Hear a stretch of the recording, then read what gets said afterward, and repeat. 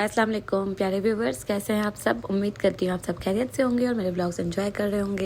और आज का ये ब्लॉग है सैटरडे वाले दिन का। तो बस मैं सो रही थी, मुझे मोहम्मद खिज़र ने उठाया और फ़ौरन छत पे ले गया क्योंकि इससे मस्ती करनी थी और घर में से कोई इसके साथ जा नहीं रहा था। फिर ना कुछ खाए पिए, ना मैंने चाय पी थी, ना कुछ खाया था, नाश्ता वगैरह कुछ भी नहीं। लेकिन ये मोहम्मद खिज़र की ज़िद के आगे मुझे हर बार घुटने टेकने पड़ते हैं। बस तो ये यहाँ बहुत इन्जॉय कर रहा था और इसे देख के मैं खुश हो रही थी और मैं भी कुछ वीडियोस बना रही थी और मौसम बहुत बहुत अच्छा हो रहा था, तो हम सब इन्जॉय कर रहे थे।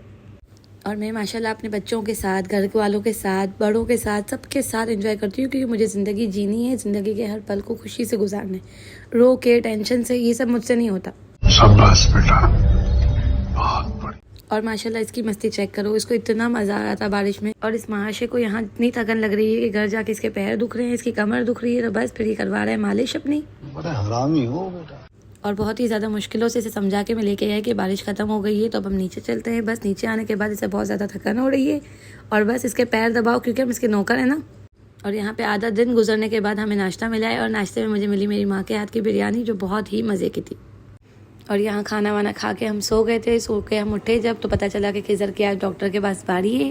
और आप सब इसकी थकन देख सकते हैं कि इसके अंदर उठ के बैठने की भी हिम्मत नहीं है और इससे ज़्यादा मैं थकी हुई हूँ। लेकिन हर जगह इसे मेरे साथ ही जाना होता है तो बस फिर मुझे अपनी थकन को दूर करना था। और आज मेरा बिल्कुल भी मूड नहीं था कि मैं इसे दवाई के लिए लेके जाऊँ। मैंने कहा आप चले जाओ अपने बाबा के साथ, लेकिन नहीं, इसे सिर्फ और सिर्फ मेरे साथ ही हर जगह जाना होता है। मैं क्या करूँ, फिर जॉब छोड़ दूँ? लेकिन माशाल्लाह माशाल्लाह ये मुझसे बहुत प्यार करता है और मैं भी इससे बहुत प्यार करती हूँ, इसलिए मैं इसे रोता तो बिल्कुल भी नहीं देख सकती। और यहाँ से बहुत दर्द हो रहा था क्योंकि आज हम बारिश में भीगे थे और बहुत इसने उछल कूद की थी। वैसे तो माशाल्लाह माशाल्लाह इसका हाथ बिल्कुल ठीक होने लगा है, लेकिन मेरी अम्मी को बहुत ज़्यादा वहम होता है। बस अम्मी का वहम दूर करने के लिए हम एक और क्लिनिक पे जा रहे हैं जो बच्चों के स्पेशलिस्ट डॉक्टर होते हैं उन्हें दिखाने, ताकि मेरी अम्मी के दिल को तसल्ली हो जाए। और हम हॉस्पिटल पहुंच तो गए, लेकिन बहुत छोटा हॉस्पिटल था और रश तो इतना था कि पूछो ही मत। और यहाँ जब हम अपनी बारी का वेट कर रहे थे तो मोहम्मद खिज़र को प्यास लगी थी, बस फिर उसको जूस लेके पिलाया और अपनी बारी आने तक का वेट किया। और यहाँ अल्लाह अल्लाह करके हमारी बारी आई। हम डॉक्टर के पास गए, डॉक्टर ने चेकअप किया, बोला बच्चा बिल्कुल ठीक है। लेकिन चेक करते करते खिज़र की उंगली इस तरह मुड़ाई कि मैं तो वहाँ बेहोशी हो गई। बस फिर क्या था, भाभी मुझे होश में लाई और हम फटाफट से घर आ गए।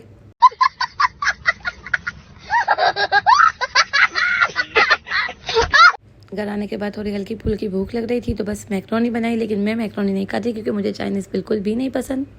ऐसे तो नहीं होता है। चाइनीज़ में फिर चाहे मैगी हो, चाहे फिर चाउमीन हो, चाहे कोई भी चीज़ हो, चाहे सिंगापुरी हो, मुझे चाइनीज़ नहीं पसंद क्योंकि मैं देसी हूँ बिल्कुल। और यहाँ पे हमारे घर पे कुछ मेहमान भी आए हुए थे। बस फिर हम सब ने मैक्रोनी खाई, सवैयाँ खाई, ये सब खाना वगैरह खा के हम नीचे उतरे। रुको जरा, सबर करो, बोला धक्का मुक्की नहीं करने। लेकिन मैं अपने इस व्लॉग में आप लोग को नहीं बताऊंगी कि हम लोग कहाँ गए और क्यों गए, क्योंकि जिस काम से हम गए थे वो काम हमारा हुआ नहीं। बस आप सब दुआ करें कि अगर वो काम हमारे नसीब में है तो जल्द से जल्द हो जाए, और हो जाएगा तो मैं आप सबको ज़रूर बताऊंगी, और नहीं हुआ तो मैं नहीं बताऊंगी। अरे कहना क्या चाहते हो?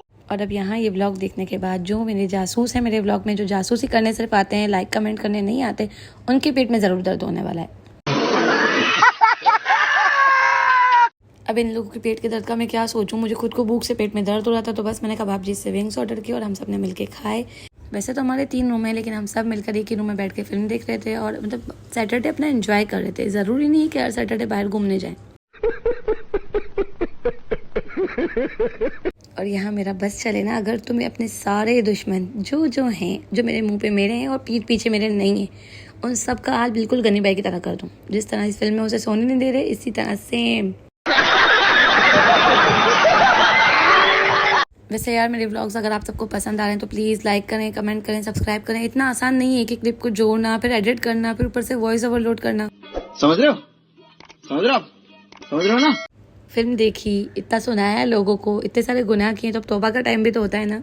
और ये सब मजाक की बातें हैं। ये हमारा नमाज का रूम है और यहाँ हमारी सिर्फ अलमारियाँ वगैरह पड़ी होती हैं जब सब सो जाते हैं आधी रात में। तो जब यहाँ नमाज़ पढ़ते हैं तो बहुत ज़्यादा सुकून मिलता है मुझे। मेरा आप लोगों को नमाज कुरान दिखाने का कोई भी मतलब नहीं है। बहुत सारे लोगों ने पर्सनल मैसेज करके मुझसे पूछा है कि आप रात में कैसे उठती हैं, क्या करती हैं। पूरा दिन नॉन स्टॉप अपनी फालतू हरकतें करने के बाद मेरी कोशिश होती है कि मैं 2 बजे सो जाऊं। 2 बजे सोने के बाद मैं 3 बजे उठती हूँ। उठने के साथ एयरपोर्ट्स चार्ज पे लगाती हूँ और कुछ ना कुछ खाने पीने के लिए ले लेती हूँ। इसके बाद फुल अंधेरे में आसमान पे देख के अल्लाह से थोड़ी देर बातें करती हूँ, तहज्जुद की नमाज़ अदा करती हूँ, जो भी मुझे पढ़ना होता है, चाहे कुरान पाक हो गया, चाहे यासीन शरीफ, सब पढ़ के फजर का वेट करती हूँ। जब फजर की अज़ान होती है, फजर की नमाज़ पढ़ने के बाद जैसे ही मैं फ्री होती हूँ तो फिर मैं 1 घंटा अपना व्लॉग एडिट करती हूँ। बहुत मेहनत से, बहुत मुश्किल से व्लॉग्स एडिट होते हैं, 1 घंटा लगता है पूरा। और इसी तरह उजाला हो जाता है और डेली मैं यही काम करती हूँ। और मैं उम्मीद करती हूँ कि मैं आगे इंशाल्लाह बहुत जल्द एक अच्छी व्लॉगर बन जाऊँगी, लेकिन उसके लिए मुझे आप सबके सपोर्ट की बहुत ज़्यादा ज़रूरत है। बस इसी तरह मेरा दिन निकलता है और रात भी मैंने आपको अपनी पूरी डेली रूटीन बता दी है। और अब चलते हैं एसी वाले रूम में सुकून से सोने के लिए, और यहाँ सब सोए हुए हैं और यहीं पे मैं अपना व्लॉग खत्म करती हूँ। कैसा लगा कमेंट में बताइए। अपना बहुत सारा ख्याल रखिएगा, मिलते हैं अगले व्लॉग में, तब तक के लिए अल्लाह हाफ़िज़।